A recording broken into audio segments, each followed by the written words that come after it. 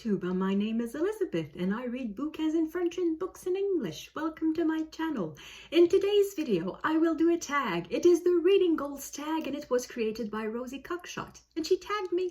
So I will leave a link to her video in the description box below. The first question is to tag some friends. I will tag people who actually posted reading goals videos or reading intention, reading plans or something like that. I will tag Camilla. I found her channel this weekend and I'm very excited. She's a fellow French Canadian and she is part Chilean and she lives in Scotland. Now, isn't the world a great place? So I'm tagging Camilla. Her channel is Haste Ye Books. I will leave a link in the description box below, of course. I will also tag Anja at Anja's Book Chatter, and I will tag Christina at Knitting Books, etc. And I will, of course, leave a link to these charming ladies' channel in the description box below.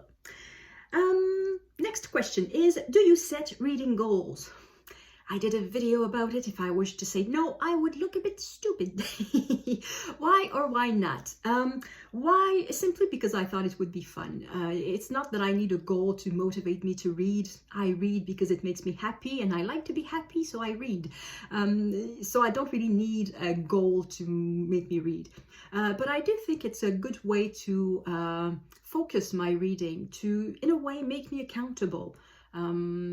But at the same time, I recognize that it's a bit limiting. Last year, I did set some goals, though I did not have a booktube channel. I did set some goals. I had a goal, 3 goals. I wanted to read 12 classics, 12 books in translation, and 12 books by Canadian authors. The Canadian authors was easy. The classics was easy. And then it was the books in translation that I struggled. And it's not really that I struggled. It was because my interest shifted during the year.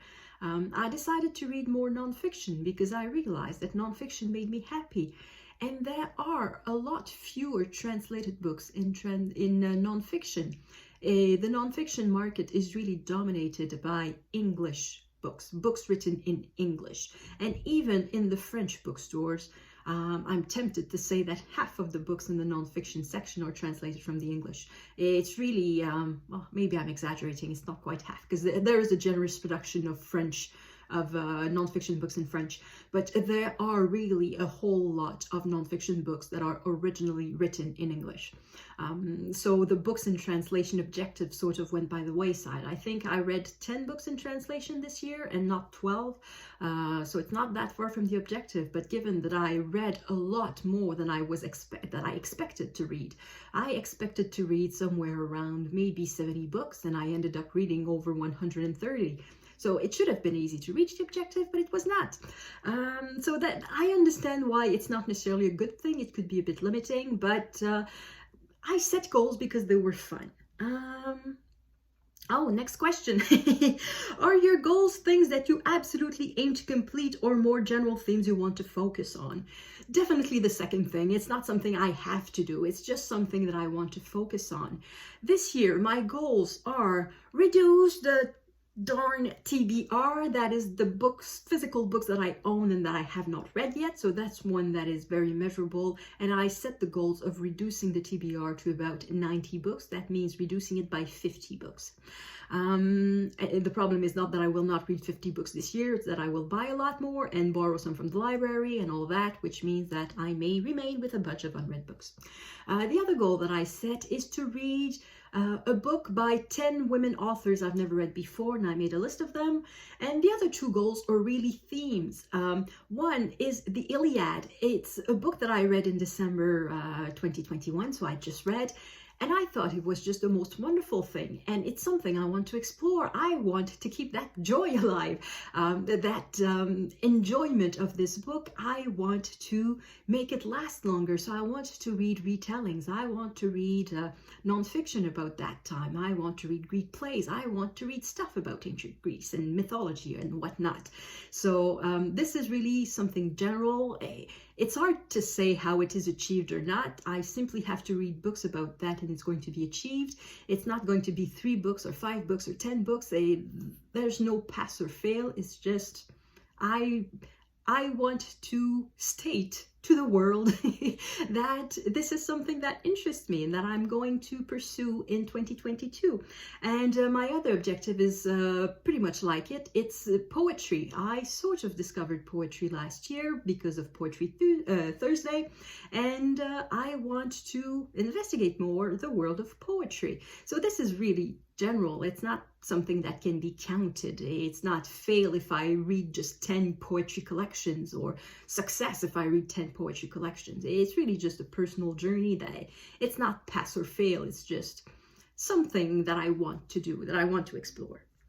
When in the year do you set new goals? Now? So yeah, I guess it's a new year thing. It's a bit like a new year resolution. It's not something that I would do in the middle of the year. But given that it's just a project, I guess a new project can happen anytime in the year. But I don't think it would make it a yearly goal if it's done in the middle of the year. So for me, it's really at the beginning of the year. Do you have any long-standing goals that you aim for every year? If yes, what are they? No, I don't. I make new goals every year. I guess the reducing the TBR might be there for a few years, 2 or 3 years perhaps. And I guess that there are always goals of exploring new genres or exploring new interests in reading. So in a way, it could be a recurrent goal, but it's not the same one every year. I won't make a goal of reading classics because it's easy. I do read classics. So it's not really a goal to say I'm going to keep doing what I do. So no, it's new goals every year.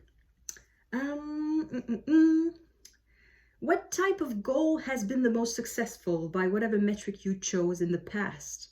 Well, the most successful are probably the ones that are the most in line with what I already do. Like I said, last year I made a goals of reading classics and reading Canadian literature. Well, books by Canadian authors. I included nonfiction in that.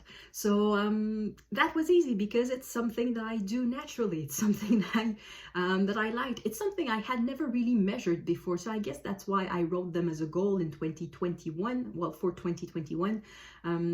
Because I hadn't really measured it, so I didn't know if it was something that I did or not. And then I realized, yep, it's something that you do, so it's not difficult. So I guess the more difficult goal would be a goal that is outside my comfort zone. For example, if I were to say, I'm going to read 12 science fiction books, that probably would be difficult because I don't think I've read 12 in my entire life. So the easiest goal is the one that is the closest to what I already do. It would be a goal that is just 1 or 2 steps beyond what I already do, depending on how you want to calculate 1 or 2 steps, but it would be something that is close to what I do, that is not too much out of my comfort zone. What type of goal has not gone to plan? What went wrong?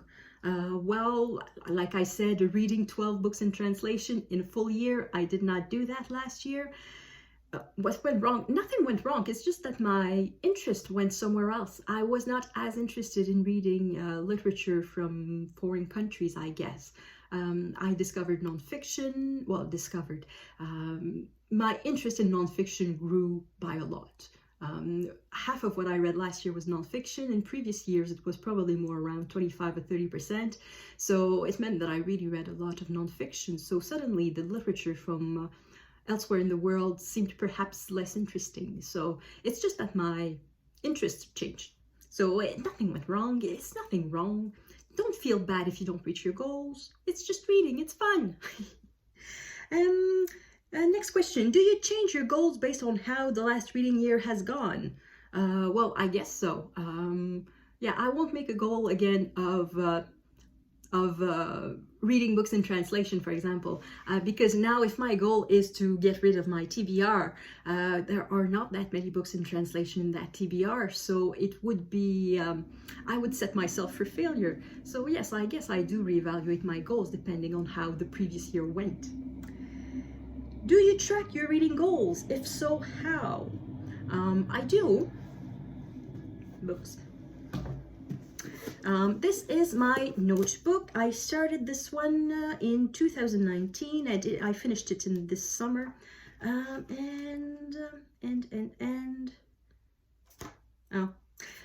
See, I did write my goals in here, and at some point I stopped completing it because 12 years, yeah, I read more than 4 books in translation. I just stopped writing in it because I had moved on to this notebook instead. But this one was a number goal, like 12 books in translation, 12 classics, 12 books by Canadian authors. So it was something that could be measured. For this year, I have not yet written my page for the goals, but I have my TBR table where I keep track. At the end of the year, I had 139 unread books, and I want to bring that down to 90. So it's almost 50. It's 4 per month. It has to go by -4 every month. So I do keep track of that.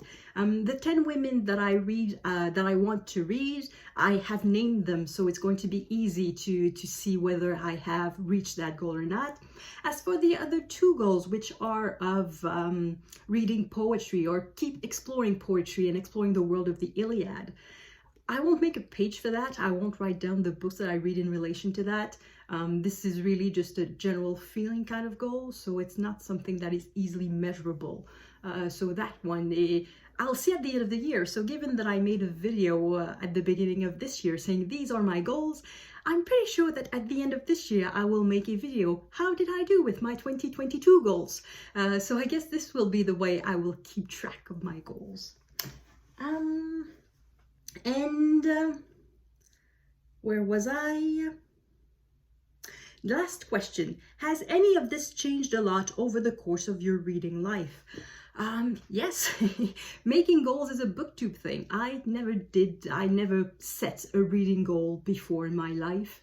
As I said, I read because I like it, and I don't need an incentive to keep me reading. So it's really just a booktube trend, just to be with everyone. I make goals like everyone. It's really just for fun. So yeah, it's something new to me of making goals since I've been watching booktube and yeah, making booktube videos.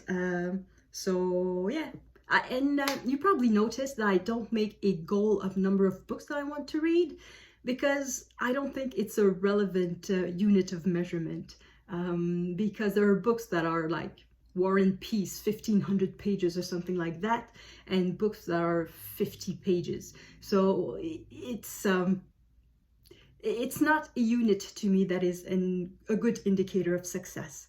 And as I said, I don't need this objective to keep me reading. I just like reading, so I read.